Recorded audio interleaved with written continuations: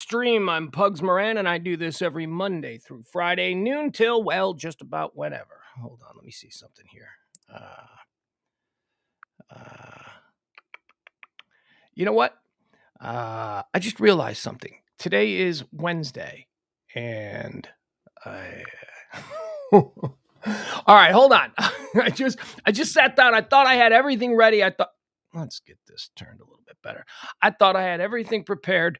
You know what? We need to take a quick break. I am so sorry. We'll be back in 1 minute. I thought I had everything prepared, but I just realized that it's Wednesday, and I don't know if the pool guy is coming today, and the dog is in the yard, so I have to go do that.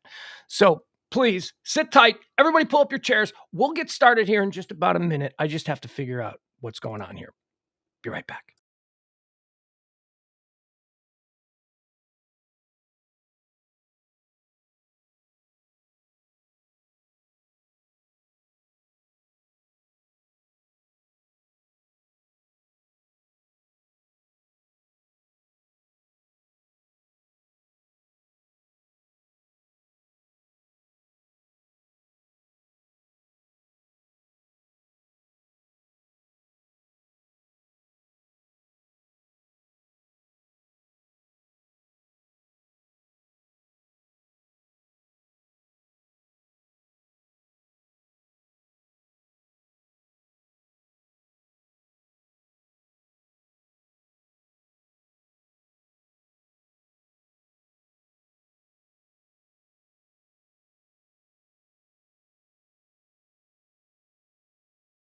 All right. I know. The height of unprofessionalism. I apologize. There we go. We're gonna restart this whole thing. I mean, not the show. I'll just restart from the beginning. Are you ready? Watch. We'll do it this way. It'll be so fun. Watch. Here we go. All right, everybody. Welcome into the High Noon Stream. I'm Pugs Moran. We do this every Monday through Friday, noon till whenever the news runs out.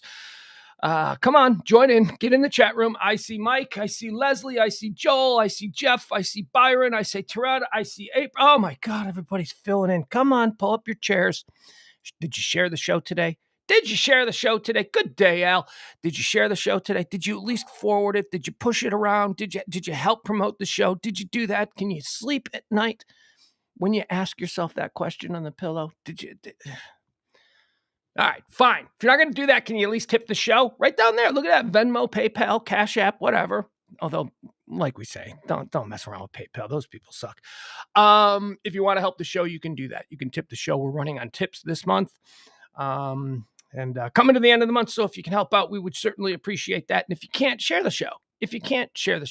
You know, I always say, I don't know that I would tip the show. You know what I mean? I don't know. I'm not in a position to really tip the people that I watch. But if you are and you can help out, please do that. And if you can't do that, no hard feelings, no harm, no foul. I love you guys. You guys are supporting me in other ways. Certainly you're supporting me spiritually by just showing up in the chat room every day. And I appreciate that. So it's nothing against you if you can't help out the show. I just realized some people can and some people can't. So if you can, do, please. And if you can't, no harm, no foul. But share the show.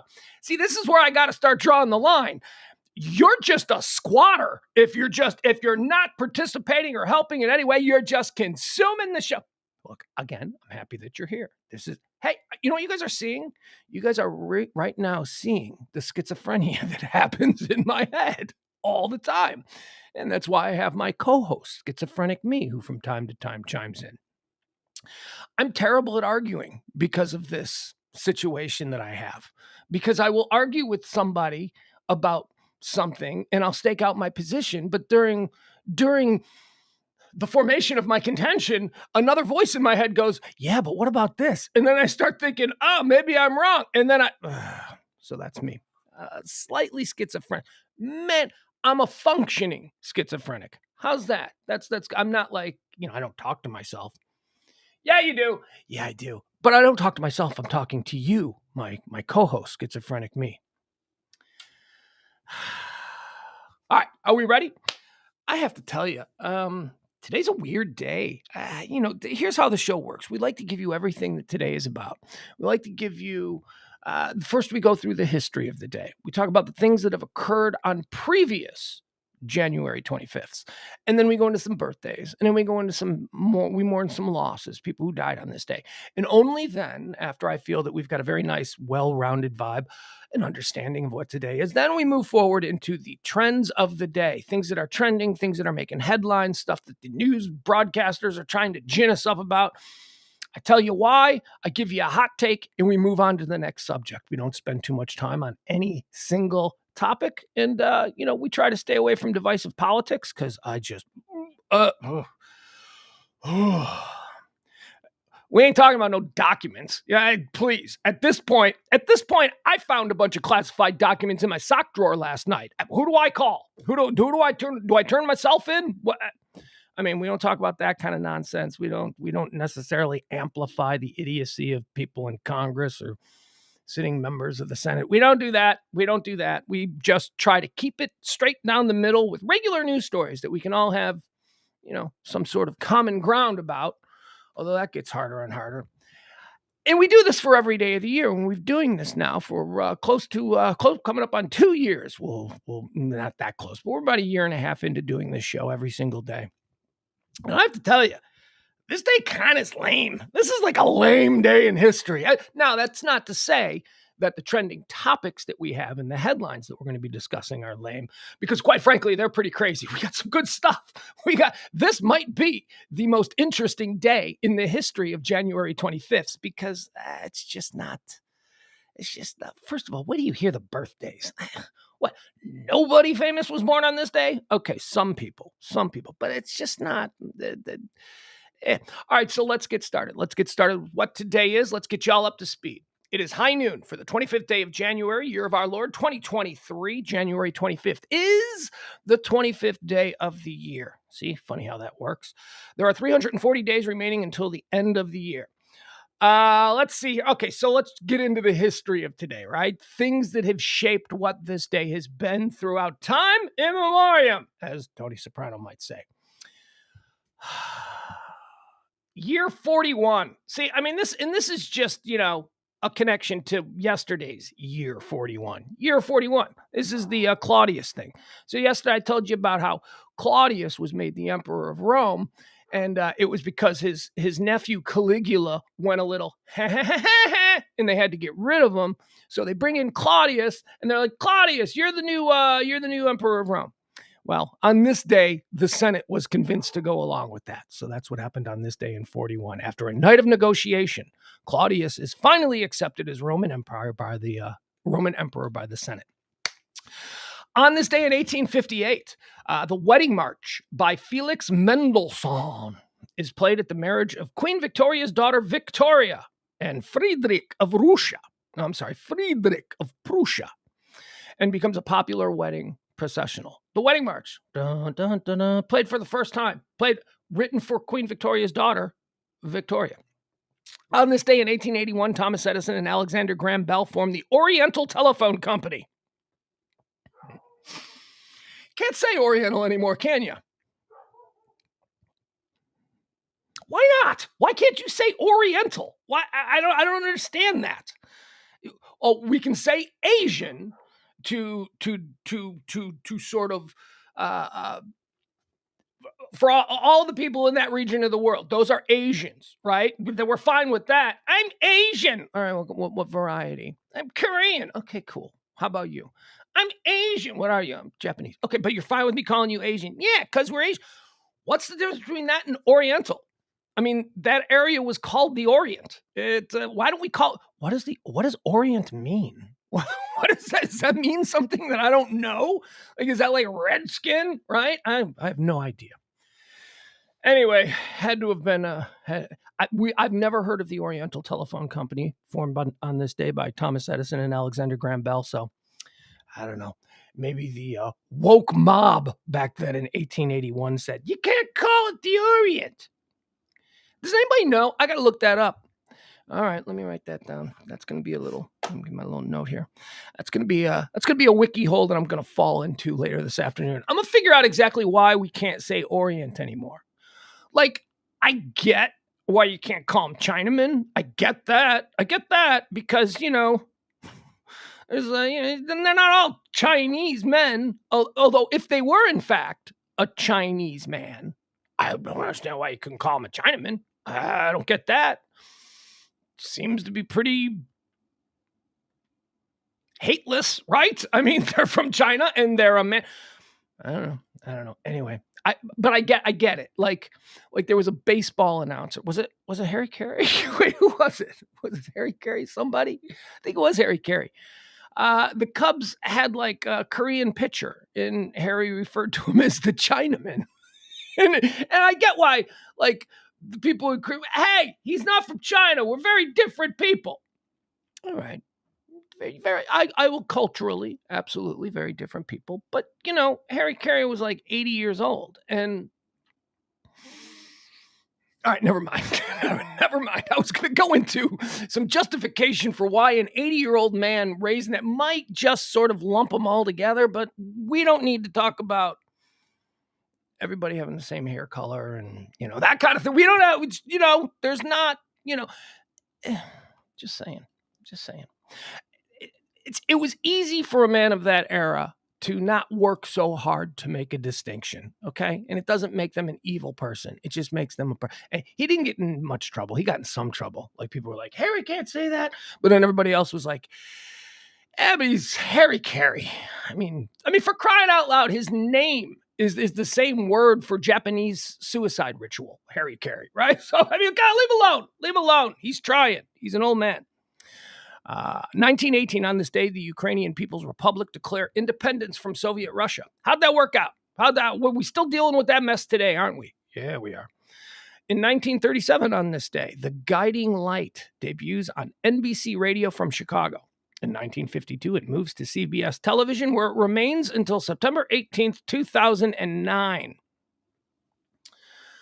Man, that's a run, huh? That's a run. That's a lot of stupid stories. That's a lot of generations of soap opera characters. 1937, The Guiding Light debuted on the radio, and it went off the air in 2009. On this day in 1960, the National Association of Broadcasters in the United States reacts to the payola scandal by threatening fines for any disc jockeys who accept money for playing particular records. Payola didn't go away. It just changed. It used to be, in the glory days of music radio, it used to be that disc jockeys were cool and they played their own music. And the music that they chose to play was what made them cool. They were cool guys. They were hipsters. They were out in the scene, man. And they knew what the kids were boogie-oogie into. And so they would play that. And they were also not well paid. They were just seen as a bunch of beatnik dudes. So what started to happen was that record companies, rec jobbers and the like, people who worked for the record companies whose job it was to get their music promoted, they would go around to radio stations and they'd hang out in the studio with the guy, and they'd say, "You should really play this new Fats Domino record." And be like, I don't know if I want to play it. I don't know if I like it. And then the payola guy would be like, oh, really? Because there's $100 bill in every album. And then the DJ would be like, oh, I love this song. And then they'd play it. And that's how they made a little extra money. The introduction of playlists have certainly stopped any of that nonsense. That started to happen like in the 70s, where DJs were no longer allowed to play their own music and choose their show. And that it was all, this is the music that we have determined that the kids are into. Instead of 55-year-old man in a corporate suit somewhere. And that's basically defeated the whole paying of the DJ money, because the DJ could no longer choose what music he played. However, it just moved payola up into the managerial suites. That's all it did. It just moved payola from the DJ to the music director and the program director and the station management, who made the playlists, who were then taking cash and all that. And this stuff continued all the way up until, what is payola, right? Like, when I was a music director for a very short period of time, they used to like, every time the record guy would show up to like pitch his records, like, we got this brand new one from a band called Nirvana, right? It was like that. They would just bring food.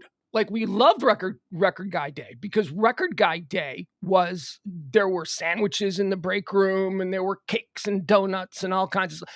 So, and then don't even tell me about there. This isn't payola, really. So this band you're not playing that I'm pushing, they're playing tonight in town. Why don't you come? Why don't you come to the show? Be our guest.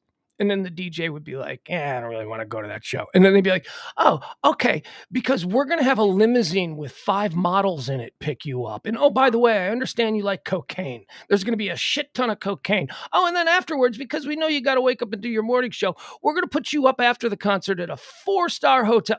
Like, tell me that's not pay. It's all the same. But it was on this day that they thought they did something and they stopped it. They didn't. All right, see what I mean? That's it. That's basically it for history of this day. Is that it for history of this day? Oh, no, it's not. There's a couple more. 1964 on this day, Blue Ribbon Sports. Blue Ribbon Sports was founded in Oregon. Blue Ribbon Sports, founded in this day in 1964. Why should you know Blue Ribbon Sports? Because they changed their name, and now they are known as Nike. That's right, on this day in 1964. Phil Knight and a bunch of runners from the University of Oregon. He made shoes in his shed. He was like, I'm going to make some shoes for my runners at the University of Oregon. And he made these like shoes that had waffle bottoms, which were, I guess, different than running shoes at the time. But there you go. That's the start of Nike on this day in 1964. On this day in 1971, Charles Manson and 4 family members, 3 of them female, are found guilty of the 1969 Tate LaBianca murders. All right, you ready for a hot take? Ready for a hot take? I don't think Charles Manson should have died in jail. Oh, whoa, what are you saying? Charles Manson didn't kill anybody. I think that we got all so ginned up about Charles Manson that we just went, yeah, we're going to lock him up forever. But that dude was crazy nuts. He didn't kill anybody. The other people who actually did the killing, I think, they certainly, but he just said, hey, you should go kill these people. And they did it. Conspiracy to murder? Yes, absolutely. But I don't know of any other case where conspiracy to murder in that context got somebody their entire life in prison. I get it. He scared a lot of people. The mythology of Charles Manson, especially in the 1970s, was he was the boogeyman. He was the monster. And if you didn't know anything about it and you just heard how scared people were of Charles Manson, you would think that he was at the level of Bundy or Gacy or Dahmer, right? You would think that, no, he was just a crazy hippie, career criminal, robbery and shit like that. Bad guy, not a good guy, but it's just like he should have been in a I don't know, prison. Look, I'm not crying for Charles Manson because he seemed like a real piece of shit. But if we're going by the letter of the law, that always seemed a little sketchy to me. Charles Manson dying in prison and not some loony bin hospital in a straitjacket just always seemed a little bit okay. Because he didn't kill anybody. Oh, you know who else agrees with me on this? You know who brought this up to me and made me totally reconsider it? And he convinced me through his argument. My 13-year-old son. My 13-year-old son, just out of nowhere. He watched something on YouTube. He watches nothing on YouTube, everything on YouTube. And he watched something on YouTube about Charles Manson. And he was apparently the YouTuber. This is why they're called influencers. Apparently the YouTuber had this take. And then he repeated the take to me. And I was like, I have always kind of thought that was a little bit odd. Whatever. Hey, I'm not going to hold any marches for him. I mean, he was Charles Manson. It just seems a little odd that he didn't kill anybody. He did not kill anybody. He told people to kill somebody. But where is the personal responsibility? Well, somebody tells me to kill somebody. I'm not going to go, okay, and then go kill somebody. Moving on. I know, controversial hot takes, but sometimes 2006. This happened in 2006. I remember this story. I don't know if you guys remember this story. Mexican professional wrestler Juana, Juana, Juana Barraza is arrested in connection with the serial killing of at least 10 elderly women. He was a professional wrestler in Mexico, and in his spare time, he killed grandmas. 2006. That's it. See what I mean? This is like this day in history. Something big better pop off today because there is really, although judging by the last 2,000 years of history, not a whole lot has been documented on this particular day. All right, let's get into some birthdays. Here's another. I got like no birthdays. There's like nobody that was born today that is even slightly into. Well, I mean, no, that's not true. There are a couple. Typically, I run through like 10, 12 birthdays and we do them really quick. We just got a couple here. 1943, Tobe Hooper, American director, producer, and screenwriter. He's the Texas Chainsaw Massacre guy, right? Yeah. I know a lot of people who like him. I don't like those kind of movies. I've never seen Texas Chainsaw Massacre. And when I say that, I mean, I've never sat down and went, let's hit play and let's watch credit to credit Texas Chainsaw. I've never seen. I mean, I've seen clips, right? I mean, I'm pretty culturally aware, so I'm familiar with it, and I know that there's been a number of sequels and all that. And I know that people love Tobe Hooper. Tobe Hop. I have no idea. But anyway, he was born on this day in 1943. Born on this day in 1951, Steve Prefontaine, American runner. Now, wasn't he one of the Nike runners? Wasn't he one of the University of Oregon Phil Knight Nike runners who, because we just talked about on this day in 1964 or whatever, the Nike was founded as Blue Ribbon Sports. I don't know why I know who Steve Prefontaine is. I don't know why that name is like, oh yeah, that guy. There was a movie, wasn't there like 2 movies made on Prefontaine like 20 years ago? All of a sudden there's like 2 movies about this runner. I'm like, is that the guy with one leg who murdered his model girlfriend? No, then why do I know who he is? He's a run. This is not something I should know. Anyway, he was born on this day in 1951. Born on this day in 1956, Dinah Manoff. Do you remember? Do you know who Dinah Manoff is? Again, we're really scratching the bottom of the barrel here for celebrity birthdays. Dinah Manoff was on Soap. Remember Soap?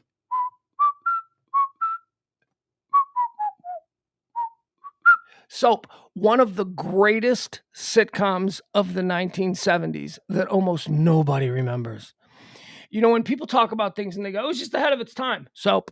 That was Soap. Soap was so far ahead of its time. It was so edgy. It gave us who came out of Soap? Billy Crystal. He played Jody Dallas. He was the first openly gay character, openly proud gay, and really important, likable. He was really likable. He was like the coolest character on the show, and he was an openly gay man in like the 1970s on TV. Yeah. Anyway, Dinah Manoff played Danny. Remember Danny? Danny was Jody's older brother on Soap, and Danny was kind of hooked in with the mob. He was kind of a criminal. He was kind of a tough guy kind of a thing. And Dinah Manoff played his girlfriend, who was the daughter of the mafia boss. I don't know. I remember because I thought she was funny. She was like really mean to him because she knew that her dad was his boss. And that was a really funny kind of dynamic in Soap, how mean she was and how awful of a person she was. Born on this day in 1956. We never heard from her again. We didn't, Dinah Manoff, but whatever. She had a cup of coffee as a celebrity back there in the late 70s. Born on this day in 1962, the great Chris Chelios, American ice hockey player and manager, and one of my all-time favorite hockey players. I had a really great moment with Chris Chelios when I was a young producer and wacky sidekick on a morning show in Chicago. Chris is a Chicago hockey legend. And Chris was a regular on our show. So he was like one of the first people who I dubbed a famous person who I thought of as a friend, who I thought of as somebody that I could, run into in a grocery store and say, hey, Chris, and he would know my name and we'd chat and all that. We were backstage at a concert. Our station did these big concerts at the outdoor venue, and not with other bands, with like the station's bands. Like every DJ at this station had a band, right? So they would play these giant outdoor sheds, and I was backstage sitting on an amplifier, and there were people gathered, right, just behind where the music was being played. And there were guests back there. There's like VIP guests back there. And Chris Chelios and Bob Probert, I don't know if you remember Bob Probert, he died. Chris Chelios and Bob Probert showed up, and they showed up, and regardless of the fact that they're 2 NHL hockey stars, they're walking into a situation where they don't really know anybody, right? So they're kind of standing there and they're kind of awkward. It's like, well, who do we talk to? We just showed up, how that kind of thing is. And I'm sitting on an amplifier, and Chris Chelios comes over with Bob and just starts chatting me up. And he's like, so where is everybody? I go, I don't think they're back in the dressing room. Do you want to go back there? And he's like, no. Is it cool if we just hang out with you? And I'm like, what? Hang out with me? You're Bob Probert. I hate you because you're, until recently, a Detroit Red Wing. But wow! So that was really cool. Chris Chelios is a really nice guy, man. He's just a really unaffected, decent dude. So happy birthday to you, Chris Chelios. Again, let me be clear. Haven't laid eyes on him in 25 years, but back then he made a young producer feel kind of special because he was somebody who was famous, who was actually treating me like a, you know what I mean? I just thought that was neat. So that's one of my fondest memories of being a little radio grunt stunt boy. That's it for the birthdays, man. Toby Hooper, Steve Prefontaine, Dinah Manoff, and Chris Chelios. Hold on. We got to take a quick break. Hold on. Get over here. No. Come here. No. Jesus. No. Come here. Sit down. Oh my God. Sit down. Give me your paw. There you go. That's a good girl. Good girl. Can I have your other paw? Give me your other paw. Okay. All right. We got you. Come here. Give me this one now. Give me this one. There you go. We're getting you all cleaned up. You little jerk. Oh. Okay, come here. Give me this one now. No, stop it. Don't fight. No bites. You don't bite. All right, come here. Hold on. No. Right here. No.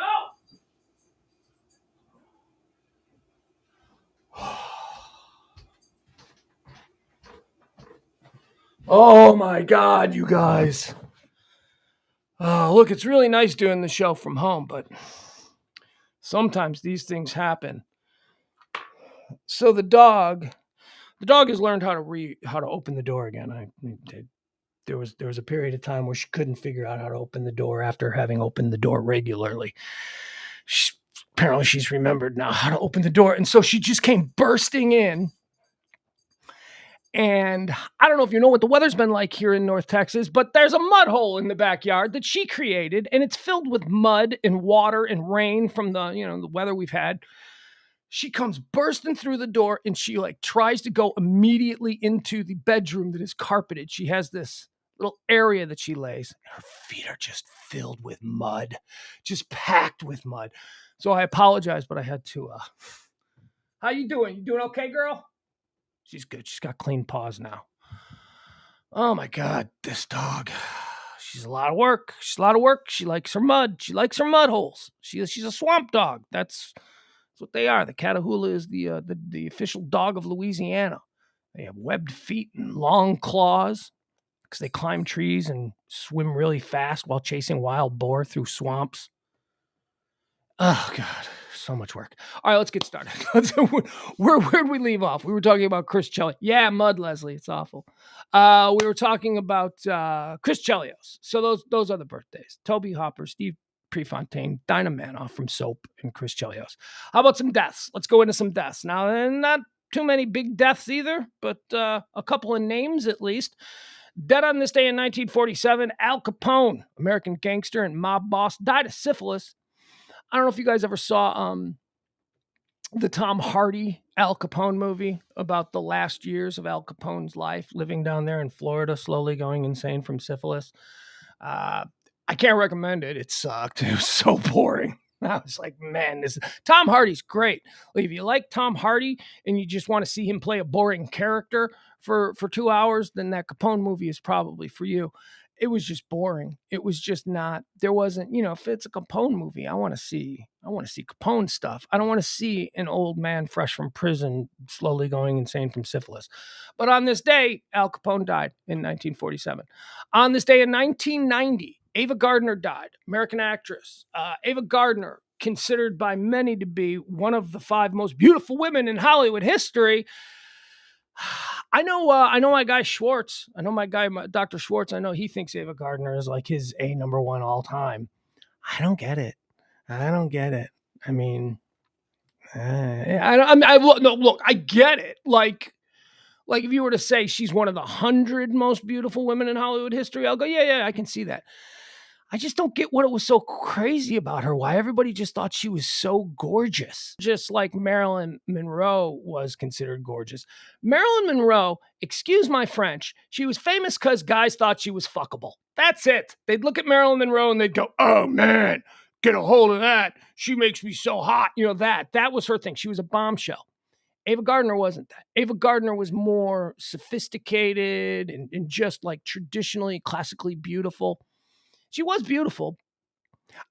She's prettier than Marilyn Monroe. You've heard my take on this. Marilyn Monroe is way overrated. I look at Marilyn Monroe's face and I go, she's a cute chick at the Starbucks. I don't understand Marilyn Monroe. Just that she's like a cute chick at the Starbucks. That's it. Ava Gardner's gorgeous. Ava Gardner could be like a fashion model in any era, but still top 5. I don't know. Ava Gardner was so hot that she broke Frank Sinatra. She broke him.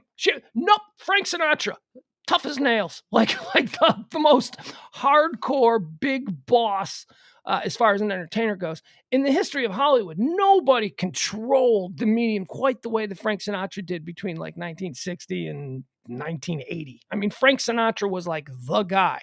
She broke him. She totally broke him. Frank would be like, I don't sweat no dames. Yeah, you do. You sweated Ava Gardner when she ran off with that bullfighter in Madrid. You went into the bottle and your career tanked and you had to get from here to eternity in order to get your career back. She broke Frank Sinatra. That's how hot people thought Ava Gardner was. Dead on this day in 2017, John Hurt. John Hurt, English actor. I don't know. He's done a lot of things, but Elephant Man. That's when I think of John Hurt, I think of the Elephant Man. Wasn't he the Elephant Man in like that 1980 movie? That was, by the way, that was a David Lynch movie, right? The Elephant Man from like the early 80s, starring John Hurt. The other day when it was David Lynch's birthday, I said that I think David Lynch is overrated. I think David Lynch has done 2 things that I enjoyed. The Twin Peaks television show, which I still think is the original run of Twin Peaks television show, is one of the greatest. Let's call it a miniseries because it only lasted for like a season and a half before David Lynch lost interest, and then ABC went, yeah, it's getting weird anyway. Getting weird. That show was weird. That show hit the ground weirding. That show was strange from the beginning. And Blue Velvet. That's the other David Lynch movie that I really like, Blue Velvet. I forgot about The Elephant Man. John Hurt and The Elephant Man. I like that movie. That was a good movie. I saw that when I was little. It was black and white. That bugged me. Yeah, I'm like 12 watching this movie. I'm like, why is it going to be black and white? But I survived, and it's a good movie. And I saw The Elephant Man now that I'm thinking about it, I'm getting so old. It was probably 20 years ago. But I remember rewatching The Elephant Man as a grown-up going, this is a damn good movie. So John Hurt. I don't even know. Was he the Elephant Man? Now I got to click on it because I just waxed poetic about John Hurt as the Elephant Man, went into a whole David Lynch tailspin, and now I'm not even sure that he was the Elephant Man. Let me see. Maybe you guys in the chat room know before me. All right, let's see. Yeah, Elephant Man. All right, there you go. 1980, The Elephant Man. So I was right. That's all I got for John Hurt. He's probably done a whole bunch of really cool stuff, but that's all I got. Dead on this day in 2017. Here's a big one. Here's a really big one. This is a really, really big one. This one falls into the national treasure category. We lost a national treasure on this day in 2017. Mary Tyler Moore. Mary Tyler Moore passed away on this day in 2017. American actress and producer. I mean, look, people can talk about, Lucy and... Okay, that's all they do. They talk about Lucy. You can talk about Lucy. But as far as like depicting a woman who was not tethered to any traditional societal female roles, right? Like Lucy was great, but Lucy wasn't allowed to work. When Lucy was told no by Ricky, she went, wah, right? I mean, it was very, very traditional. Mary Tyler Moore, starting with Laura Petrie, was non-traditional. Laura Petrie could boss Rob around. Laura Petrie had real influence, not like Lucy. Lucy had to scheme for influence. Lucy had to trick the man in the house in order to do the things she wanted. Not Laura Petrie. Laura Petrie pretty much did. I mean, she was beautiful and she was hot and all that stuff, so she could turn on the waterworks when she wanted something from Rob. But that's okay. That's her right to use that. Use every tool that she's got in her little female bag. She wore pants. That was a huge thing back in the early days of the Dick Van Dyke Show. Laura Petrie wore pants. Women didn't wear pants on TV. Women wore skirts. Women dressed traditional. Not Mary Tyler Moore. She said, no. She's like, look, I can make these work. And boy, did they work, because people were like, I like those pants, because she wore like really tight pants that showed way more than the traditional dress. So that's Laura Petrie. But then we haven't even mentioned the whole Mary Tyler Moore divorced working woman kind of thing in 1970, where she was the hero, where she made it, she made the dream for a lot of women in America who are unhappy with their lives, feeling that they've made mistakes, subscribing to, again, these traditional sort of female roles. She made that seem possible for a lot of people. So, look, good, bad, whatever, it's called making an impact. Doesn't matter how you feel about that impact. Well, look at where we are now. We got female doctors. If you're that guy, you probably shouldn't be listening to this stream anyway. But if you're that guy, I mean, maybe she's not a national treasure, but I think most people understand that Mary Tyler Moore, she had a pretty big influence. She had a pretty big, unlike Lucy. Now, Lucy is the most important female in early TV. No, she's really not. She's most successful. There's a difference between important, influential, and successful. I don't think any woman watched Lucy and went, I want to be like Lucy. But women watched Laura Petrie and Mary Tyler Moore and said, I want to be like that. Hey, there you go. Mary Tyler Moore died on this day in 2017. Let's see. What else do we have? That's it, man. That's it. See what I mean? This is, we ran through some. Ow. Leslie, you going through the same thing with your dog? Your dog out there in the yard digging up the mud, coming in, tracking the house. Look, the doggy door, which the main house here on the 1%er compound where I live, in the guest house in the back, the main house has a doggy door, and that dog just comes and goes. And that's why you got to mop the floors in the main house every 24 hours. Doggy doors are wonderfully convenient, except on days like today. It's funny though. So the doggy door that we have, if we want to keep her out in the yard because maybe somebody's over in the main house or something, you put the doggy doors in. But we put the doggy doors in. There's two doors, right? So there's one door and then goes through the laundry room. And then there's another door with a doggy door that goes into the house. So when you put the doggy doors in the second door, the dog comes running full speed and just slams right into the door. And I got to be honest, we've gone through a number of doggy doors because, as I've said about this dog, this is an 80 pounds of muscle with a fire hydrant for a head. She has busted through the doors. She has set plastic flying. So doggy doors are convenient, except on days like today where they're just going to track mud in and out of the house. Ooh, I am hot in here today. I turned the heat on very early this morning. I woke up at like 6:30 and I was cold, so I cranked the heat and forgot to turn it down, and now I'm sweating like a pig pig. Name the movie. What movie is that from? I mean, you're not going to get anything. Sweating like a pig pig. It's Animal House. It's when the sorority girl looks at John Belushi as he's stuffing his face. You are a pig. Let's get into what's trending today, because that's what this show's about. We're going to get y'all caught up on all the things that people are talking about on this episode of January the 25th. Russia is trending. Russia's freaking out. Apparently the Germans, us, whole bunch of us are getting together and we're saying we're giving a bunch of tanks to the Ukrainians, and the Russians are like, no, you can't do this. Nuclear war. You think our TV is crazy? And our TV is crazy. Russian TV is even crazier. They had people on all night last night, all over Russian TV, advocating for the nuclear destruction of Berlin, of Paris, of New York City, not even Washington, just New York City, because they know what'll hurt us, right? Washington, they nuke Washington, and people are going to be like, well, that's a real tragedy. But, then the death list will come out, and people will be like, oh, that one, I hate that one. So, no, New York, they know. They didn't attack New York, the cultural center of America. So they're freaking out over this tank deal. Um, Here's a quote. This is an extremely dangerous decision, takes the conflict to a new level. Furious Russia vows Western vehicles will burn as Germany confirms that it will give tanks to the Ukraine, prompting Putin's TV puppets to call for nuke strikes on capitals around the world. Okay. All right. Saber rattling, let it begin. And then there's a story here about these tanks. Here, where are they? I'm looking at all these tanks. Let me pull these up for you. I found this interesting. You probably won't, but or maybe you will. These are all the different varieties of tanks that are being sent to the Ukraine. Okay, so here we go. Where's our tanks? Here we are. Can I make this bigger? You know what? I don't even think that's bigger. Yeah, no, we'll just leave it there. All right, so let's look at these tanks because the prices are interesting to me on these tanks. All right, in the upper left, you have one called the Leopard 2 that's made in Germany. That's the German tank.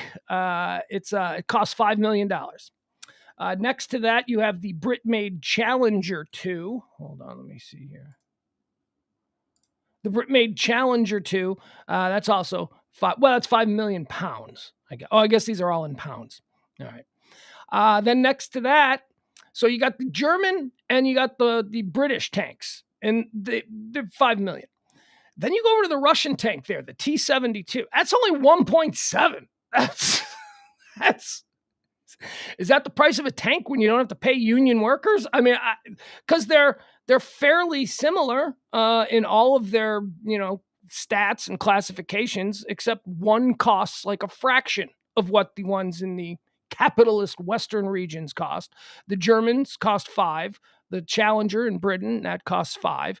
And then you got the Russian T-72. It's only 1.7 million. All right, now let's go down. Let's look at these other ones because we got the Abrams coming up. All right, there we go. Now we got like the Abrams tank. That's the American tank. That's 5 million.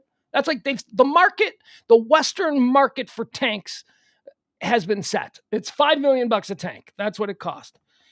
Then you go over to France. Look at France, the Leclerc, $14 million. $14 million for a tank that goes 2 miles per hour faster than the Abrams and, has a road range of about, 80 miles more. 14 million. What's going on in France?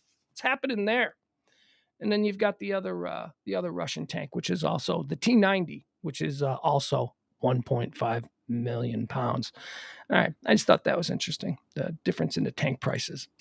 Yeah, I know. I just wasted all your time with some weird little tank price hole that I fell into earlier, but what are you going to do? I don't understand why the French tank costs almost 3 times as much as the German, British, and American tanks when the specifications of it seem to be almost exactly the same. The gun isn't bigger. It doesn't fly. It's 14 million. Anyway, Russia's pissed. We're sending a bunch of tanks. They're panicking. We're on TV talking about nuclear war. All right, let's move on. Yakima, Washington is trending. We talked about the mass shooting in Yakima, Washington. Don't get that confused with the other mass shootings that occurred yesterday. There was one in Iowa. There was one, not yes, it was yesterday, the day before. It was the day before. Iowa, there was one. Somebody shot up a school. A couple kids got killed in Iowa. Then you had the Half Moon Bay mushroom farm incident. And then later that night, you had the situation in Yakima, where a 21-year-old kid walked into a convenience store and just murdered 2 people. Boom, boom. And walked outside and then murdered another person. And then, okay, so here's the story with this dude. He was missing. There was a manhunt for him. He got away. It happened really late at night. He apparently pulled into one convenience store. You know how these intersections will have multiple like gas stations on each one. So it was like that. So he pulls into one convenience store, and that convenience store, the doors are locked. And the only way that you can have any kind of dealing with the person or buy, it wasn't closed, but it was locked. They had that bulletproof glass, lazy Susan, where you got to walk up to the window and the dude is always, playing on his phone, drinking something. He ignores you and then you're like, hey, I'm here. And then they come over to the window. So that was the situation at the first place that he had pulled into. And so he thought, there's no good targets here. So he looked across the street and he saw that there was an AM PM mini market that was open and there were people in there. So he walks across the street. As he opens the door, boom, boom, immediately kills 2 people, just totally randomly. Then turns and starts to walk back to his car, which is parked across the street. Remember, at the place that was closed or the place that didn't have access. So he walks across the street. As he's walking across the street, he sees somebody else in the parking lot. Boom, kills that person. Then he walks over back to his car. He tries to get into his car. And the original reports were that he carjacked somebody. After shooting multiple times into the vehicle, he got away in their car. Now we know different.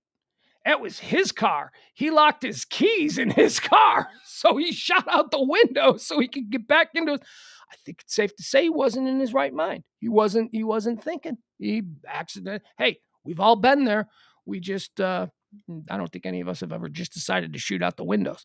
So he gets in the car, he escapes, he's in the wind. Police descend upon the area. We got another mass shooting. We all wake up to find out that there's been another mass shooting in Yakima, Washington. And in this case, the 21-year-old suspect has been identified, and he's out there. He's in the wind. He's running around. So yesterday afternoon, I'll give you the story. The suspect in a shooting that left 3 people dead in Washington state killed himself hours later after he borrowed a stranger's phone, called his mom, and made incriminating statements, including, "I killed those people," the Yakima police chief said on Tuesday. The suspect had a large amount of ammunition and a semi-automatic handgun at the scene where officers found him. Chief Matt Murray said in a Tuesday evening news conference, "The early attack Tuesday at a convenience store appeared very much random," the chief said, "and is part of a spate of gun violence that left 24 people dead across the United States starting on late Saturday evening, including 3 mass shootings in California in just 44 hours. The presumed homicide suspect in Yakima has been identified as Jared Haddock, 21, of Yakima County." What happens to a 21? I mean, I guess I understand it more with a 21-year-old or like a 65-year-old, right? So a 21-year-old losing their shit, they're still an infant. They're still immature. They've probably been coddled their whole life. Life's not fair, and I don't want to do this anymore. I'm going to kill people, right? You mix in a little bit of depression, some other forms of undiagnosed mental illness. Here he goes. He gets his gun. He's like, "Life isn't fair. I'm 21. My girlfriend broke up." You're right. You flip out. So I kind of get that for like a young kid. And then I also get it for like the over 65, because those are the people that are like, "Man, it hurts to wake up in the morning. My bitch ex-wife is ruining my life. I can't believe I'm about to get laid off. I'll blame and then they blame somebody and decide to go to a Target and kill a bunch of people, right? So I get that. It's the age groups in between. Like, I don't get like the 33-year-old shooter, you know? I don't get the 40-year-old shooter. I don't get it. I don't get being that soft that you allow life to beat you down before 65. I get it. I get with the 21-year-old. I get that because you're a dumb kid and your hormones, maybe I don't know what it is, but you're an immature with no life experience, no understanding that shit does get better. Man, if your life is shit at 21 and you think that it can't possibly get any better, you're wrong, man. You're wrong. Weather the storm. You'll get through it. You'll live to breathe another day. But don't go taking other people. I don't get the 21-year-old. The suspect had pulled into an Arco AM/PM gas station around 3:30 a.m. and tried to get into the lobby, but found the doors were locked, the chief told CNN on Tuesday. He then walked across the street to a Circle K. That's what it was. I'm sorry. The AM/PM was locked. The Circle K was open. He then walked across the street to the Circle K. As he's walking into the store, he pulls out a gun, and there are 2 people getting food. He shoots them dead. Both died. Think about that. 3:30 in the morning, probably getting off work. You know, maybe they're out at a bar, just getting a little something, stopping off, going to get some. What kind of? I don't know what they were getting. Maybe those little rollers. You know, those rollers that they sell. Who knows? There was no interaction between him and the people he shot, the chief said. They were just sitting there getting food and got surprised by this person who came in. Literally, as he was opening the door, he started shooting these people.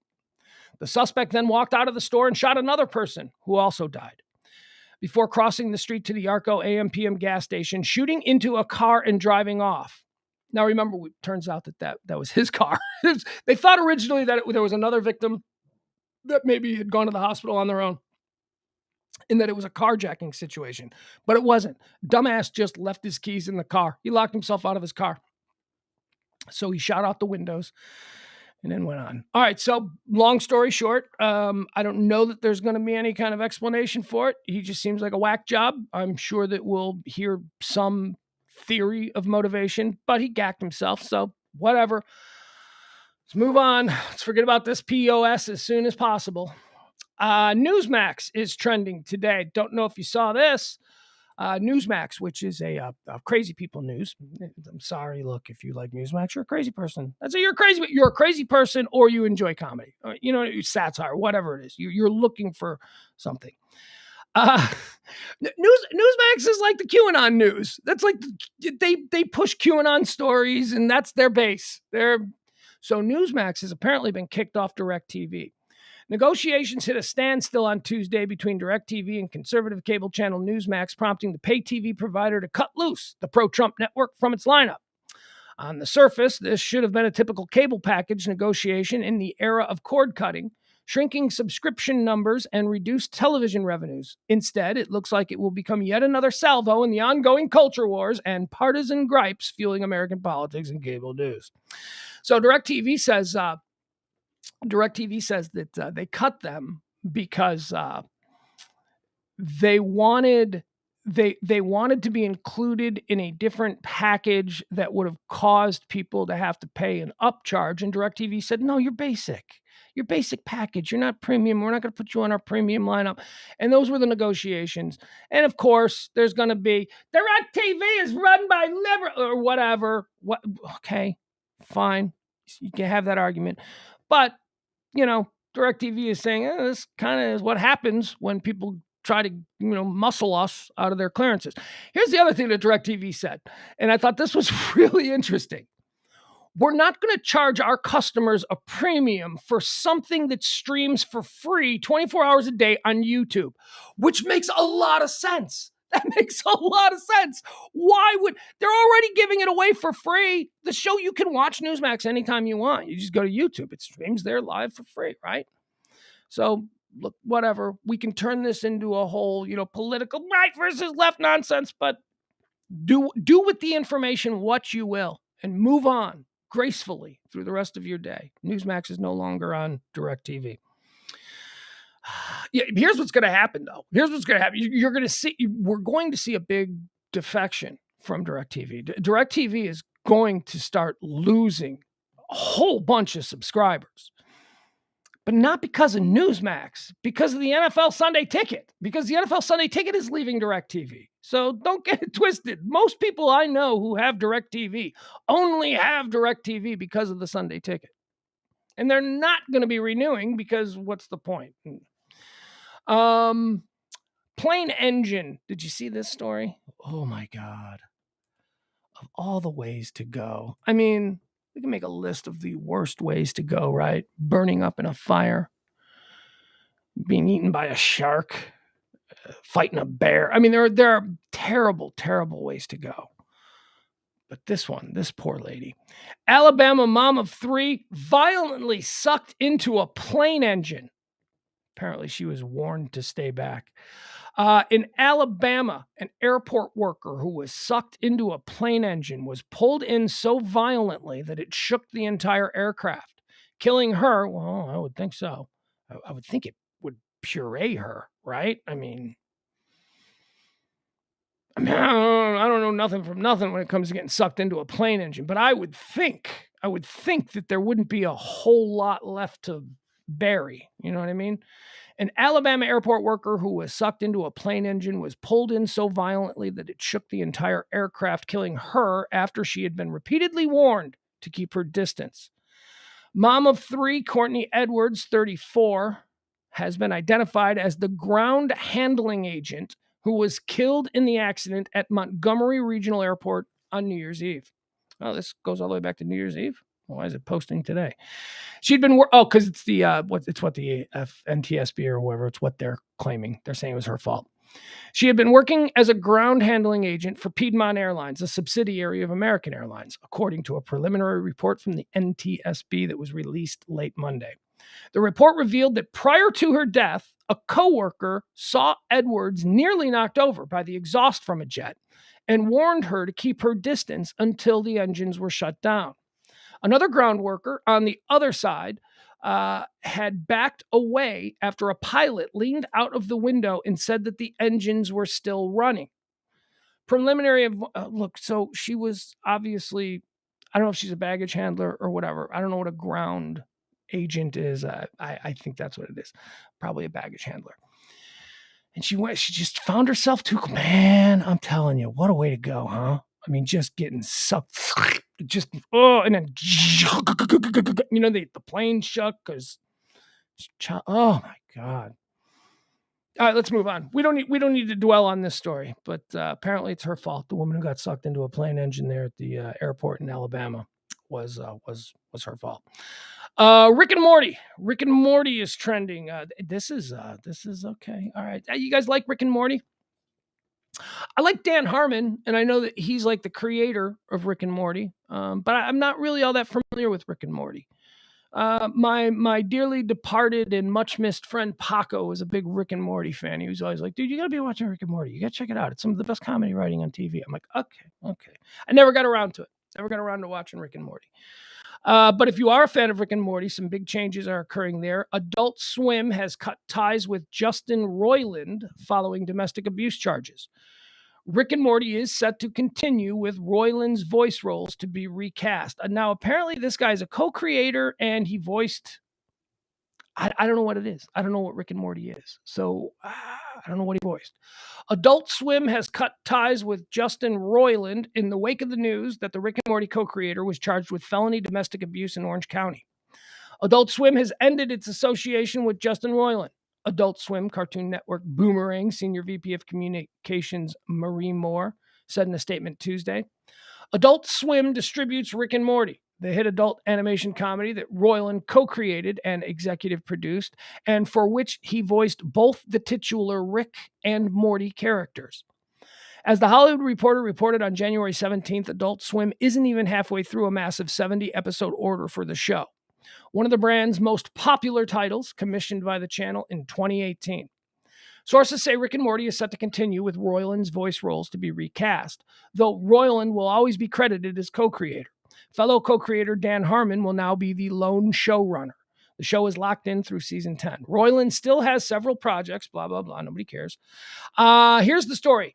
NBC News was the first to break the story that Roiland was charged with 1 count of domestic battery with corporal injury and 1 count of false imprisonment by menace, violence, fraud, or deceit in Orange County, based on an alleged 2020 incident with an unnamed Jane Doe that Roiland was dating. Roiland has pled not guilty and in 2020 was released on $50,000 bond. Several pretrial hearings have already occurred, and Roiland is expected to return to court in April. In a statement earlier this month, Roiland's attorney, T. Edward Wellborn, that's a good attorney name. This is my attorney, T. Edward. Do you call him T. Edward? Hey, T. Edward, or do you call him T? I don't know. Are we that familiar? Can I just call you T? To be clear, T. Edward Wellborn added, not only is Justin innocent, but we also have every expectation that this matter is on course to be dismissed once the district attorney's office has completed its methodical review of the evidence. And no real description of what the charges are here, but yeah, right, there you go. So if you're a fan of Rick and Morty, big changes coming to your favorite animated series. All right. So here's another one. Mike Clevenger. Ladies and gentlemen, huge human piece of garbage. Mike Clevenger is trending. Mike Clevenger is a baseball pitcher. He's a Major League Baseball pitcher. Played for he was very good. He was very good with the Cleveland Indians. Boy, the Cleveland. Think about the Cleveland Indians pitching staff from like 3-4 years ago. They had Trevor Bauer, who was down. They had Clevenger, who was down. They had Plesac. They still have Plesac, I think. Anyway, they had like both Bauer and Clevenger are now like official Major League Baseball dirtbags for like stuff that they did. Did they learn that in Cleveland? I'll tell you, as a White Sox fan, probably that's how they behave there in Guardians Nation. Anyway, burying the lead here. Mike Clevenger was a free agent this offseason with the California Angels. And my Chicago White Sox signed him. And I didn't like it from the beginning. From the very beginning, I was like, I hate this guy. I hated him in Cleveland. He didn't continue his success in Cleveland with San Diego. And so I was like, okay, whatever. Is this a project? I mean, last year we had Johnny Cueto. Why can't we just stay with Johnny Cueto? Johnny Cueto was awesome last year. He was a project that turned out to be like a really good major league pitcher last year. Why can't we go back to Johnny Cueto? Because Johnny Cueto left for big money, and now we're just going to bring in Mike Clevenger. So Mike Clevenger gets brought in. And again, White Sox Nation was just like, whatever. All right. He's another arm. We'll see. We'll see what happens here. Turns out he is everything that I expected him to be. And that and worse. White Sox pitcher. Oh, God, that hurts to say. He's never played in a game for us yet. The season hasn't even started. He hasn't even reported to spring training, and he better not report to spring training. If the White Sox don't cut Mike Clevenger within the next 24 hours, White Sox pitcher Mike Clevenger accused of domestic violence and child abuse. See, look, I know there's a lot of us going, oh, yeah, what's he accused of? What is this, another one of those groupies? Look, you've got to know the backstory of Mike Clevenger. He's a jerk. He's been a jerk. He's been an a-hole. He's been an a-hole his whole career. He's bad in the locker room. He's not a good teammate. He's just a... Ugh. The mother of Mike Clevenger's 10-month-old daughter has accused the White Sox pitcher... Stop calling him that! The mother of Mike Clevenger's 10-month-old daughter has accused White Sox pitcher of domestic violence and child abuse. On Tuesday, Olivia Finstead detailed her claims against Clevenger on her Instagram story. Now, The Athletic picked this up and did a whole big piece on the allegations and the charges, and they detailed all that stuff. And if you're willing to pay, like, what, $2 a month for The Athletic, go read it. I'm not. On Tuesday, Olivia Finstead detailed her claims against Clevenger on her Instagram story, writing that the 32-year-old threw an iPad at her while she was pregnant, strangled her, and threw used chewing tobacco spit all over their infant child because he was crying. He wouldn't stop crying. So Clevenger took his dip spit and just threw it in the baby. Yeah, that's a good dad. Hey, anybody who's been a father knows that if you've got a crying, irritated baby, just throw a bottle of tobacco spit in their face. That'll calm them down. She also added photos of her alleged injuries that occurred last year while Clevenger was a member of the San Diego Padres. You really deserve hell, she wrote. And look, I've seen the pictures. Okay, so he did stuff to her. These pictures are I guess maybe it wasn't him. It's not him. Those are injuries. Okay, so I guess that could be an argument, but I don't know, man. I don't know. He's just such a D-bag. It seems to all line up, The pictures are, bruises and scrapes and cuts and all that stuff, different body parts you get. You really deserve hell, she wrote. I've kept quiet for almost a year, and you continue to covertly abuse your infant without all of her belongings. You really deserve hell, she wrote. I've kept quiet for almost a year, and you continue to covertly abuse your infant, withhold all of her belongings. We have none of our stuff. Still, not even her birth certificate or her car seat attachment. He's made sure to do everything he can to keep control. It's weird. That's her quote. That's the quote of the girlfriend. That's weird because she starts out directly addressing him, and then within the same quote, she then goes to a different narrative, a different perspective. I think she goes to anyway, sloppy writing is all I'm saying. Sloppy writing. Finstead, 24, also told The Athletic that Clevenger slapped her numerous times in a hotel room when the Padres were playing the Dodgers in June. She also said the Jacksonville, Florida native is a huge drug addict, using mushrooms and acid daily. He looks like it. Let's pull up some of these pictures. We'll get some pictures. Mike Clevenger looks like a dirtbag. Mike Clevenger looks like a guy who uses acid daily. By the way, I'm not one of these ridiculous Homer fans who's like, he's our pitcher. Let's wait and see what this. No, look, this guy's been a D-bag his whole career. We don't need this trouble. He's not that important. All right, there he is. There's a picture of the old D-bag. Come on. There he is. All right, hold on. There's his 24-year-old baby mama. I don't know if baby mama or wife or whatever. Very pretty, as expected. He is a professional athlete. Little baby's face is blurred, probably covered in tobacco spit. There he is. There's that D-bag. Look at him. Yeah.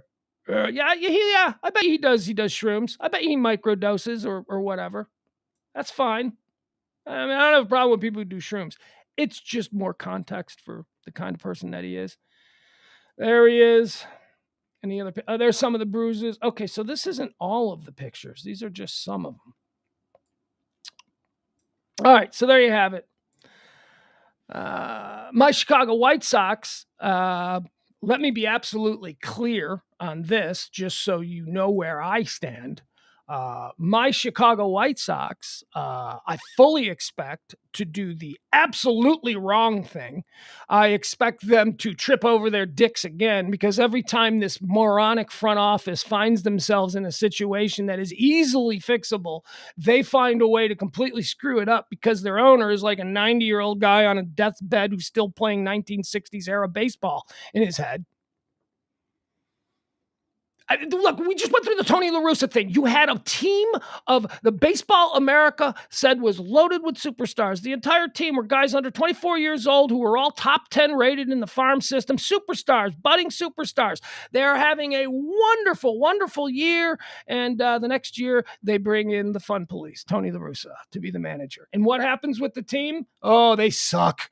They're no longer having fun. They're no longer this live. A bunch of 23, I'm just saying this arbitrarily, 23, 24, a bunch of young Cubans. And it's not like, why are you saying they're Cubans? Because they are. Because the White Sox are the Cuban connection. We've got 6 Cubans on this team, okay? And a number of them are superstars, who we just lost Jose Abreu, but he was Papa Cuban. He was with. So these are like, young, wealthy. They grew up in Castro's Cuba, or at least the remnants of Castro's Cuba. They played baseball on hillsides with, fabricated gloves, and now suddenly they're in a big American city making millions of dollars, having fun on a winning team, and the fans are excited and the place is great. So of course, let's bring in Tony La Russa, who is going to be the fun police, who is going to stop all of that and just rip the soul out of this team. Go back to sleep in the dugout, you old drunk. He's an old drunk. Anyway, I don't expect the White Sox to do the right thing with the Clevenger deal. I just don't. The right thing would be, we have parted ways with Mike Clevenger until this investigation. No, to the best of my knowledge, and I signed on here at noon, they haven't done anything. They're just like, well, we'll see. He's not that important. He is not that important, man. He was going to be the 4th starter. And even then it was like, don't we have better people that we could just elevate? Let's see how spring training goes. I think we'll find our 4th starter. I mean, we know our 5th starter. We know who that is, and we know who 1 through 3 is. So we're good there. We're comfortable with 1 through 3. Dylan Cease, Lucas Giolito, Lance Lynn, and then Mike Clevenger was going to slide in there at 4, and Michael Kopech at 5. But we don't need him at 4. Seriously. All right, very upset. Mike Clevenger, POS, his beautiful hot young girl says that he threw tobacco spit all over the baby and beat her up and all that kind of stuff. Her, not the baby. Although, who knows? Murder Dog. Murder Dog is trending. This is not funny. But the phrase murder dog is kind of funny. Okay, so let's be normal. That's what I caught, the hashtag murder dog. Dog steps on rifle in backseat of truck and fatally shoots a Kansas man. A Kansas man is dead after officials said he was struck by gunfire from a rifle that discharged when a dog stepped on it in the backseat of his truck. The fatal shooting took place in rural Kansas. We'd almost have to. The fatal shooting took place in rural Kansas along a road in Sumner County, about 45 miles south of Wichita. Wellington Fire and EMS Chief Tim Hay told USA Today on Wednesday. According to the sheriff's office, deputies were dispatched to the scene Saturday afternoon for a male who had been shot in the back. At the scene, EMS personnel administered CPR before the victim was pronounced dead. The driver of the truck, who was sitting next to Smith, the victim, when the gun fired, was not hurt. Of course not. The dog loves his master. Dog's not going to aim that barrel of that shotgun at the master. If that dude wasn't sitting in the front seat, that dog might have been in the front seat with his master. I think the dog, that's murder dog. I'm telling you, this was not an accident. This dog knew what it was doing. But also, can we talk about the idiot who has a loaded chambered shotgun just sitting in the back of his truck with the dog back there? And if you've ever put a dog in the back seat of your car, that's not a stable situation. That dog is pacing back and forth. That dog can't get footing. That dog is sliding off the seats. And you've got a loaded, chambered, ready to go shotgun right back there. You don't think that dog at some point is going to maybe fall? Say it with me. Another responsible gun owner. Oh, look at what I did. Look, you know I'm pro. I'm fine with the guns. But come on, man. Now there's a dude dead. All right, murder dog. That's why murder dog is trending. Ooh, we got a bad teacher. We got another bad teacher. I was going to save this for the Pugs and Parker show tonight at 9:00 because this is a topic that's near and dear to James Parker's heart, and that is, of course, good-looking teachers that molest. Let's be honest, molest the kids. Lena Stewart, a 27-year-old agriculture science and woodworking teacher at Nixa High School in Nixa, Missouri, has been charged for carving out an intimate relationship with a 16-year-old male student. That's so funny. It's so funny when we can make a word pun on the raping of a child. That's seriously, listen to how this was written.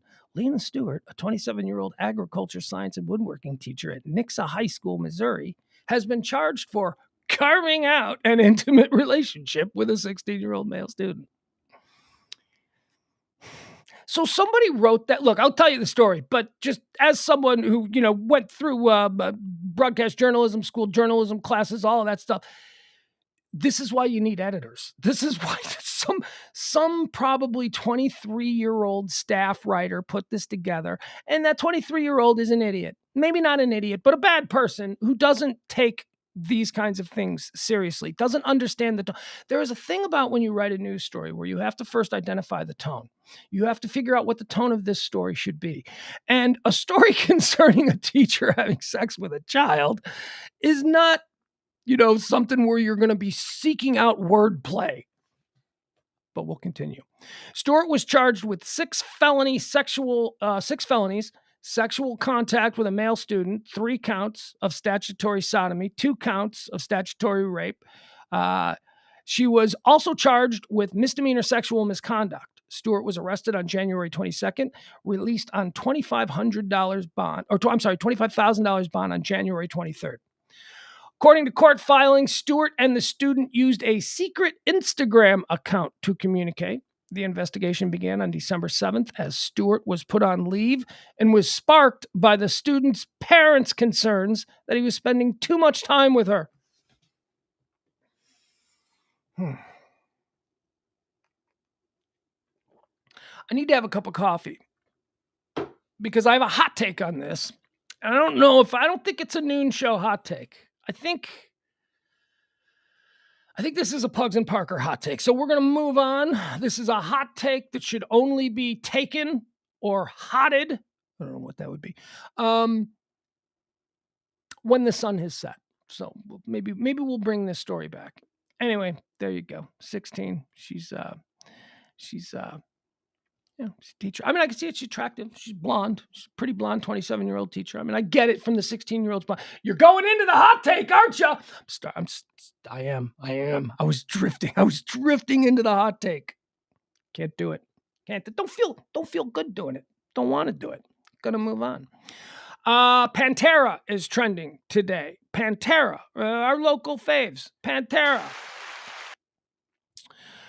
trending because so they're getting dropped. Remember, we did the story about Pantera, how they're reforming. Rex and Phil. They got Zach Wilde. They got somebody else. They're reforming, and they're going to go out on tour. And they're going to start playing some shows again. Now, of course, Dimebag and Vinnie Paul are gone. So two members, the two brothers, the Abbott brothers, are both passed away now from Pantera. So they've reformed, and there was excitement. It was like, okay, that might be cool. We're definitely going to miss Dime. Definitely going to miss, but you don't have Dime, but you got Zach Wilde. That's okay. That's fun. We can watch that. So we were excited, and there was a big world tour. They're going out with Metallica, I guess. They're getting dropped from a couple of shows in Germany, and the Pantera Army is angry. How dare you? But it's simple economics to me. I mean, just from what I've read on this story, here's the problem. The band confirmed Foo Fighters to replace Pantera at Rock am Ring and Rock im Park festivals in Germany. The band confirmed they will be headlining the German festivals after Pantera were dropped from the bill earlier this week. Foo Fighters have announced that they will be headlining. And by the way, this is also big Foo Fighters news, as they've recently announced that we're moving forward without Taylor Hawkins. That was the big concern after the passing of Taylor Hawkins last summer. What would the Foo Fighters do? Are they going to break up? Is Dave going to want to continue doing it? Well, yeah, the Foo Fighters are going to continue playing. So good. So the Foo Fighters have now jumped into the spot that was going to be occupied by a reformed Pantera. So that's news in and of itself. Foo Fighters have announced they will be headlining the festivals. Organizers for the festivals announced that the newly reformed Pantera, which features Phil Anselmo, Rex Brown, Zach Wilde, and Charlie Benante, in place of the late Dimebag Darrell and Vinnie Paul, respectively, had been axed from the bill following, now this is telling, following intensive conversations. All right, for those of us who know a little something about Pantera, we know what intensive conversations and then being dropped from the bill means. And that means Phil is being Phil again. That just means that Phil is being difficult. And there was probably I don't know what it's about. But honestly, if I am the promoter of a festival, and I love Pantera, but if I'm the promoter of a festival, and I have, Pantera in a slot, and then all of a sudden the Foo Fighters become available. Sorry, nothing against Pantera. This isn't about which band you like more. This is about which band is worth more money to the festival. And a reformed Pantera is very interesting. People are excited about that, seeing Pantera again. Fans of the band thought that was never going to happen. So that is interesting. But also the Foo Fighters playing their first tour without Taylor Hawkins, deciding to go on and muscle forward. That's also a hook. And then you just got to get into who's the bigger band. Well, that's not even a competition. It's not even a competition. The bigger band is the Foo Fighters. And again, I'm speaking from the perspective of the promoter, the guy who's, putting this thing together. So, I mean, I get it. I totally get it. It's like you lose Pantera and it's like, oh no, what are we going to do? What's Iron Maiden doing? You know what I mean? No, Foo Fighters, one of the biggest bands in the world, is going to step up and go, yeah, we'll take it over. We'll play it. I bet that's too, because of the way that's worded, intensive conversations, I just, knowing that Phil Anselmo has been difficult a time or two in his past, I just see that as like, he was probably being kind of troublesome with the promoters, asking for things and all of this. And then maybe at some point he pushed to the ultimate and was like, yeah, well, we're just not going to do it. And they're like, fine, Foo Fighters. And then he's like, what? So they might have done it to themselves. Again, following intensive conversations, which is that's PR speak for, we went round and round with these people. We don't want to deal with them anymore. These conversations were intensive, and we've decided to go with the Foo Fighters. Their swift replacement was announced by the Foo Fighters themselves via their official Instagram, with the band writing, Germany, we'll see you Friday, June 2nd. No further details were given regarding the band's personnel, but the group's appointment to the festival comes days after Foo Fighters announced that they would continue without Taylor Hawkins, who suddenly passed away last year at the age of 50. So here's Here's the new lineup. If, I don't know, you guys want to take a road trip to Germany in June? So the new lineup is Foo Fighters, Rise Against, Limp Bizkit, and then a whole bunch of bands I've never heard of. Day 2, Kings of Leon. Oh, Tenacious D, Incubus, Evanescence. And then it looks like on the third day, it's just all German bands because it's being headlined by Die Tatenhausend. I don't know who Die Tatenhausend. I don't know who that is, but they're headlining this festival on the closing night. There you have it. That's why Pantera is trending. TikTok is trending. TikTok is trending because Josh Hawley is trying to ban TikTok nationwide. He's going to introduce a bill on the Senate floor to make all of you criminals. If you got TikTok on your phone, now you're a criminal. It's the whole Chinese thing. Josh Hawley, this is not going to land for a lot of you, but for maybe one or two of you who get this, Josh Hawley reminds me of Dr. Strangelove before the accident. I know, probably don't even get that reference, but as many of you know, Dr. Strangelove and how I learned to... Dr. Strangelove, it's such a crazy long title.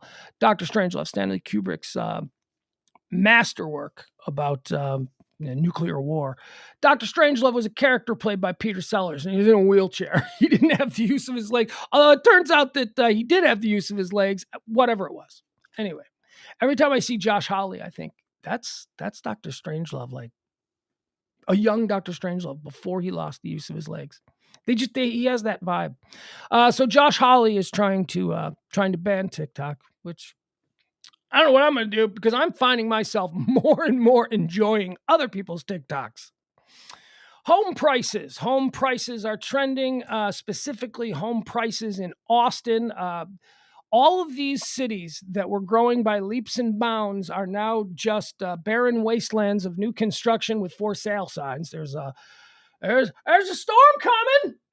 That's right. They're saying it's reminiscent of the 2008 bubble and burst, which I personally fell victim to. I bought a house at the peak. Everybody's buying up here. Buy this house. It was evaluated at X amount of dollars, and then like 2 years later, it was worth half. It was like, wait a second.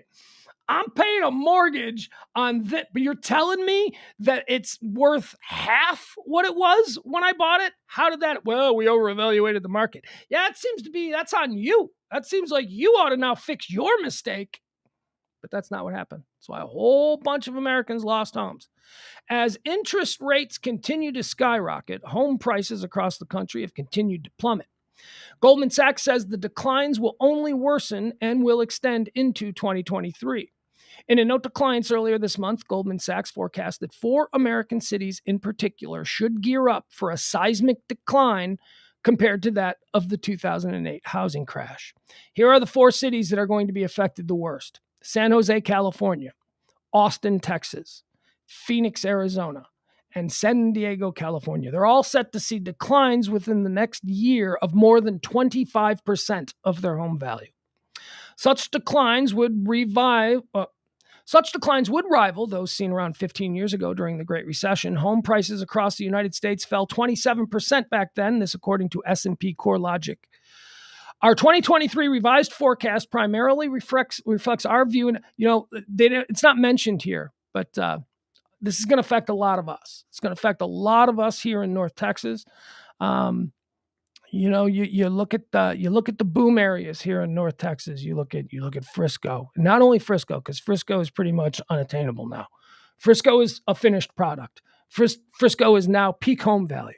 But the surrounding areas, Little Elm, Salina, McKinney, Allen, Murphy. As you go further out, though, those boom suburbs, those suburbs that didn't exist 15 years ago during the 2008 recession, those places are going to get hit hard. They're not listed here, but that's...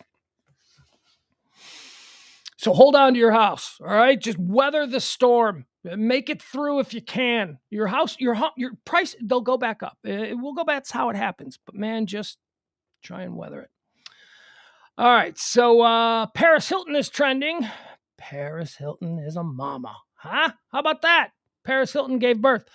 I don't know. It was a story yesterday, and I'm like, she doesn't have kids yet. I just assumed that like she had kids, right? Nope.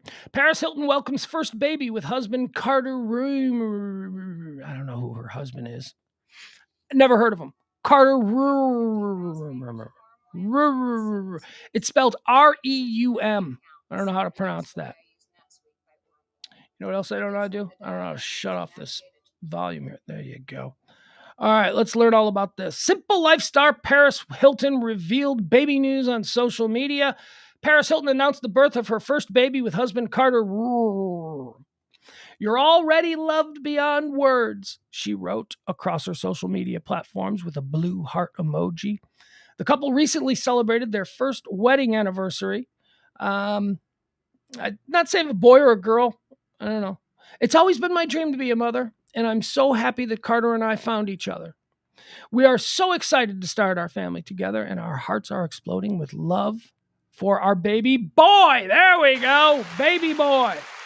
Paris admitted she was ready to begin family planning almost as soon as she met Carter and shared on her Instagram story back in November that she was waiting to have kids until after their first year of marriage. So she's been pregnant. She's just been in hiding. I guess. I don't know. Haven't really thought about Paris Hilton much. She kind of, who cares, right? Who cares about... Is it possible? Is it possible that Paris Hilton is maturing into a sophisticated, wealthy, one percenter lady? I mean, maybe she's doing it right. Maybe, we know because she came up in that pack of all those crazy broads, and she was like one of the... Although Paris Hilton... Oh, no. Didn't she have that thing where she smuggled like a whole bunch of cocaine into the country inside her orifices? Wasn't that a thing? Or was that just something she was accused of? You're spending way too much time on Paris Hilton Reddit. Yeah, probably. I don't even know if that's true. Did she ever get in trouble? Like, was Paris... I'm trying to remember back in the day. Like, was she ever in handcuffs? Did Paris Hilton get a bunch of DUI? Because, we tend to... They seemed like all of them were getting in trouble, but I don't know. I don't really remember that Paris Hilton was like necessarily a crazy, but she wasn't Lindsay Lohan. She wasn't Britney Spears. Was she? I don't know. I don't know. Maybe. She went to jail. Lacey says she went to jail for something. All right. That's good enough for me. That's fine. Anyway, good for her. She's married. She's got a kid. She hasn't been, crazy in the spotlight, showing up at premieres without underwear, getting out of the car, spread leg. That was her back in 2005. That's maybe she is. Boy, I'd like to see Paris Hilton. How old is Paris Hilton? I was just gonna say, I'd like to see Paris Hilton at 40 years old. I think she's 40 years old. I think she is. Let's get a look at her. Paris Hilton, how old? She's 41. 41. She's very beautiful. She's a beautiful woman. So, let's see if she ages, sophisticated and stops trying to be the 24-year-old party girl at the club all night. And she seems to have stopped that. She seems to be, so more power to you. Conversely, let's now talk about Madonna, because Madonna is also trending today. Oh my God. She's not doing it right. Look, she's Madonna. She can do whatever she wants, I guess. But she's not doing it right. Madonna's she's still weird. She's still that guy. In my head, I'm a 22-year-old club DJ. Okay, no, you're not. You're like a 65-year-old grandmother. And all right, whatever. Hey, we'll get back. Look, I've been very well established on my take on Madonna. Am I going to attempt to see her world tour? Yeah, absolutely. I would see Madonna. I would see Madonna multiple times. That's just going to be a thing. That's going to be a scene. I want to just, be there and observe all of that. And I know enough of the songs that it won't be terrible. It'll be like, oh, okay, I know this one. Madonna is trending because Hollywood was making a big biopic about Madonna. They were going to give her the Freddie Mercury treatment. The whole story about, this is her life story. And guess who was going to play her? Julia Garner. That's right, Ruth Langmore from Ozark.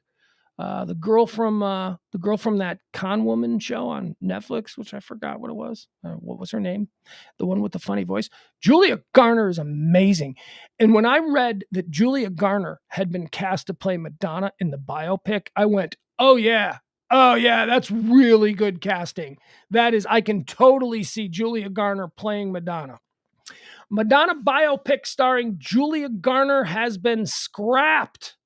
It's been scrapped as the singer embarks on a world tour. Now, why is it being scrapped? It's being scrapped because Madonna was going to direct it, which is very troubling.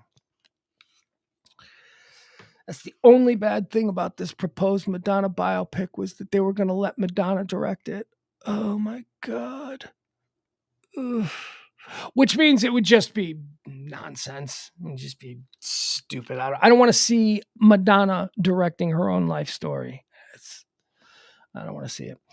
The anticipated biopic of music legend Madonna is taking an indefinite holiday. The project, which the icon was going to direct herself, is no longer in development at Universal Pictures, this according to multiple sources.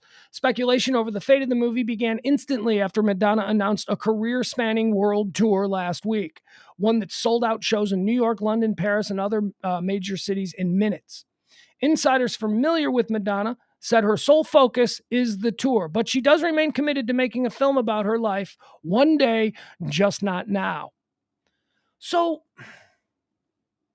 why can't you just get another director? So that's the reason you're not going to make this movie, is because Madonna can't direct it. Well, nobody wants to see a Madonna directed movie about Madonna. You know what I want to see? Let's get Guy Ritchie. She was married to him. Let's see Guy Ritchie direct the Madonna. Now that I'd be interested in seeing. Madonna's ex-husband shoots film about her life. That I'd be interested in seeing. All of these, like I don't read autobiographies. Never have, never will. I don't want to read in someone's own words explaining their life. I read biographies. I want to read somebody who's on the outside, who is providing a different lens into the experience of this interesting individual. I don't want to hear it spun through the filter of the individual themselves. Autobiographies suck. This film, this Madonna film, if it was directed by Madonna, would have a very autobiography film to me, which is like, nope, don't want that. Don't care about that. Malibu is trending. Malibu. There was an earthquake in California this morning. 4.2 magnitude earthquake shakes Malibu area, followed by multiple aftershocks.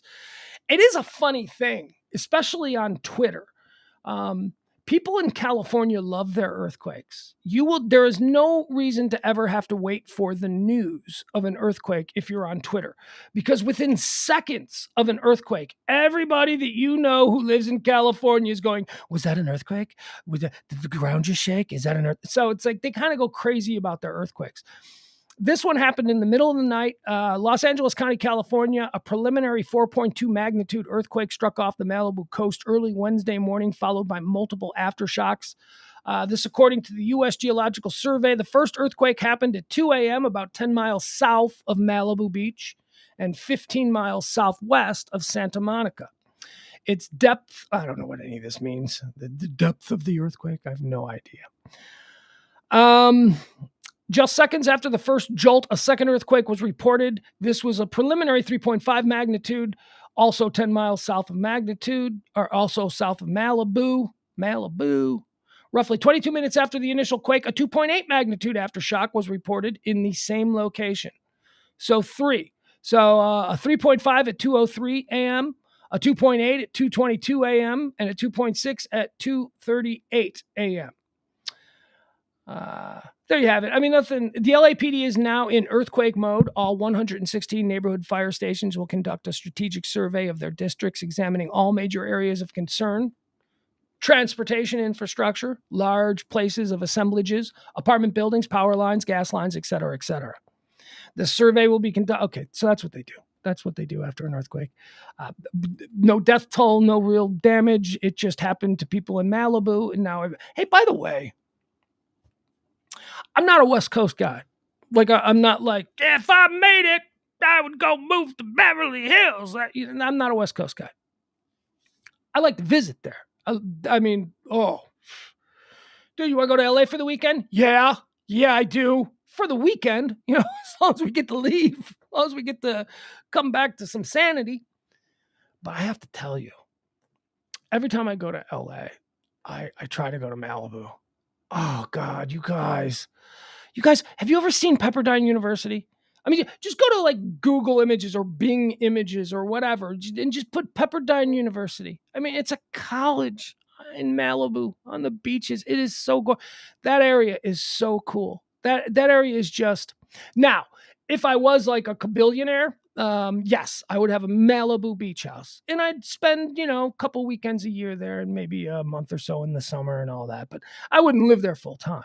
But I love Malibu. Malibu is really pretty. And it's not pretty like Big Sur or Carmel. It's not pretty like that. It's still pretty, but there's also shit to do. See, those other places there ain't shit to do. Let's go look at the seals for 5 hours. No, I don't want to look at the seals for 5 hours. You know what I want to do? I want to go to some cool ass restaurants and I want to stare at Mel Gibson. I say that because there's a bar on Pacific Coast Highway called Duke's Roadside, and it's kind of like a famous Malibu. If you live in Malibu, like if you live there, that's kind of where you drink at night, and that's where Mel Gibson famously would go and get drunk and like yell at people and stuff. I've been there. I've been to Duke's. I sat there at Duke's. I sat there in the window. I watched dolphins jumping off the bed. It's very cool. It's very cool. Couldn't afford it though. I mean, that's some rich people stuff there in Malibu. But I'll tell you, I understand why it's rich people stuff because it's freaking beautiful. Santa Monica Pier. You start at here's how you do it. You start at the Santa Monica Pier, right? And then you got to rent a car. You go to Santa Monica Pier. You got to do that. You go to Santa Monica Pier, and that's where you dip your toe in the water. You got to at least touch the Pacific Ocean. You don't have to go swimming, but you got to at least touch the Pacific Ocean.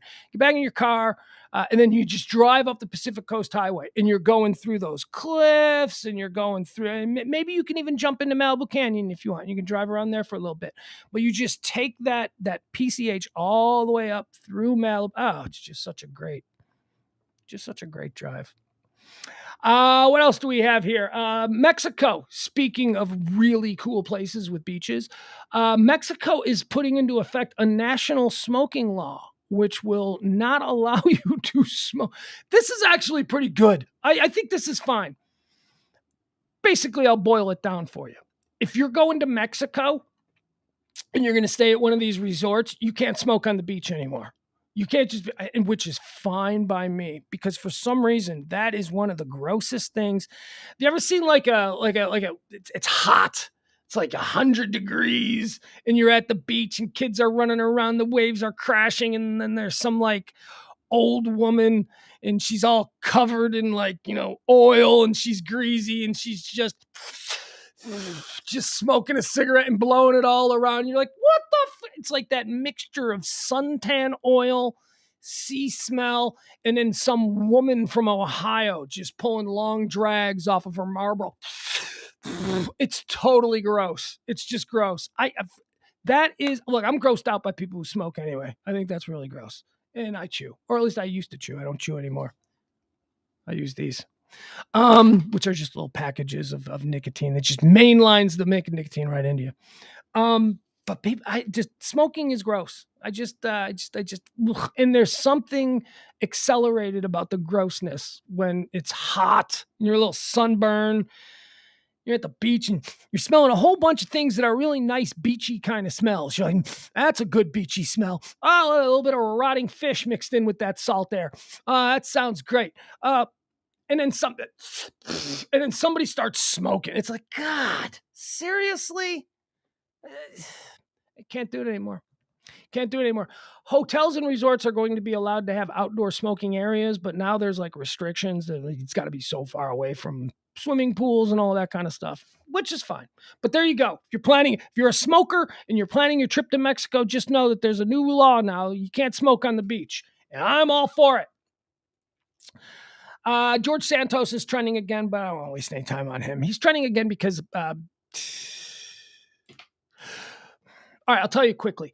So with federal election laws and all that kind of stuff, any expense for your campaign that is over $200, you have to fill out a little paperwork, right? So let's say you've got some staffers and they got to stay in a hotel, and the hotel costs $201 for the night. All right, so that's an over $200 expense. So you got to write that up and you got to send that into the Federal Elections Committee. So apparently, or commission. I don't know what the C in FEC stands for. I could probably figure it out, but now is not the time. So he apparently had 41 instances of charges, not that he didn't document and that he didn't send into the Federal Election Committee, for $199.99. Like crazy, and they said that this is incredibly suspicious because he's got over 40 of these charges, and he says that campaigns almost never show an amount for that much. It's so suspicious. It's so clumsily suspicious that you're just writing bogus receipts for stuff and keeping it 1 penny under the amount that you would have to report to the FEC. So with the internal audit of his campaign that they're doing right now, just because they can't trust anything about this guy, they're like, there are 41 instances of him charging things that were $199.99. This clown show. Oh my God. The Pope is trending. The Pope is trending. Pope Frank is trending because he says that being gay isn't a crime. He's like, yeah, you know what? Being gay, we got to be cool to gay people. The Catholic Church, we need to allow gay people in here, blah, blah, blah. And, there's a whole bunch of hard right Catholics around the world that, they still want it to be the year 1350. They're gearing up for Inquisition Part 2. There's some really hardcore Catholics out there, and Pope Frank is pretty consistently throughout his papal run, his papal reign, I don't know what you would call it. He's been pretty consistent with, well, man, let's be more like Jesus. Instead of like judging people and deciding for God who's going to heaven and who's going to hell, let's just try and give people the tools to make it into heaven as we understand it, and just stop being the judge and jury, which is really, really sort of the way I would want the Pope to be were I to ever be Catholic again. And I won't. I mean, I'm culturally Catholic. I was raised Catholic, but I'm culturally Catholic. I like the bells and whistles, not so much the people. Again, it's like my feelings for Grateful Dead fans and Chicago Cub fans. I don't hate the Grateful Dead, but I don't like Grateful Dead fans. I don't hate the Chicago Cubs, but I hate Chicago Cub fans. I don't hate the Catholic Church. It's just Catholics that I got a problem with. It's just a lot of Catholics, and particularly American Catholics. There's a lot of American Catholics. Anyway, the Pope, very controversial for him, gave a long conversation to probably the Vatican newspaper, where he talked about how, come on, man, let's be more like Jesus. You don't think Jesus hung out with gay dudes? He hung out with criminals. He hung out with homeless people. His best friend was a prostitute. You don't think there was anybody in his little running crew that was, an outcast? Because that's really who gay people, I would imagine, be outcast back then. Although maybe not. I don't know. It seemed like the ancient Greeks were okay with homosexuality. They didn't have a problem with it. The Romans didn't have a problem with it. Medieval kings and all of that, they had manservants. You've heard the expression manservant, right? You know what a manservant was? A manservant was a young boy who basically was living in the little bedchamber next to the king, and the king would have sex with the young boy. Why? Because kings couldn't afford to impregnate women. So they kind of just started having sex with young boy. Ow! Seriously, the word is... The next time somebody tells you the world is more effed up than it's ever been, tell them that story. Tell them that story and say, really? Because medieval kings used to have sex with young boys because they didn't want to impregnate some woman who would then lay claim to the throne. So they would have gay sex just because that's the origin of the phrase manservant, which has changed over the years, but back then. All right, so there you go. That's the Pope stuff. What else do we got here? That's it. That's all that I've got prepared for today. So let's see what's been happening since we signed on here. Have the White Sox cut ties with Mike Clevenger yet? I sure hope so. I see Julia Fox is trending. I should never see her now since she broke up with Kanye West. I should never hear that name again. And yet she's trending for something. I don't know why. Oh God, I hope she's not dead. I just realized that is she dead? Is that why because she can trend when she dies, but I don't want her to be dead. It's not her fault. She got wrapped up in that whole crazy Kanye West thing. See, Georgia, Family Guy, Newsmax. We covered this. Mel Kiper. I don't know why I'm not going to go into Mel Kiper. Who cares about Mel Kiper? Pope Francis. We just talked about him. Okay. Is there anything that I'm missing? Let me pop around somewhere else. Nope, guys. I think that's it. I think. Let me know. Is there something?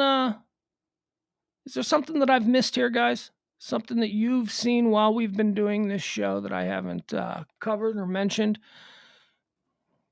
Trying to do this on the fly. See if we got anything extra.